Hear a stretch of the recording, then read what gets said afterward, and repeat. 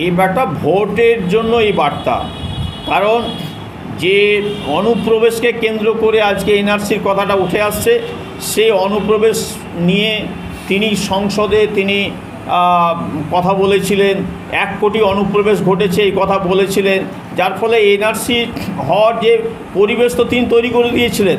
আবার যদি কংগ্রেসের কথা বলি, কংগ্রেসই তো এনআরসি শুরু করেছে আসামে, কংগ্রেসের থেকেই এনআরসি শুরু হয়েছে, যার ফলে এই সমস্ত নেতা নেত্রী যারা আসছেন তারা ভোটের সময় আসছেন, প্রতিশ্রুতি দিচ্ছেন ভোট পাওয়ার জন্য, কিন্তু আন্তরিকভাবে তারা যে দেশে এনআরসি হতে দেবেন না, এটা আমরা আস্থা রাখতে পারছি না। কারণ তারা তো নিজেরা একসময় এনআরসির পক্ষে বক্তব্য রেখেছেন। আমাদের খুব ভালো লাগছে, মানুষের কাছে যাচ্ছি, ওই বললাম যে মানুষ পরিবর্তন চাইছে, সেই জন্যই আমরা যখন যাচ্ছি তখন তারা আন্তরিকভাবে স্বাগত জানাচ্ছে, আমাকে খুব ভালো লাগছে। হ্যাঁ।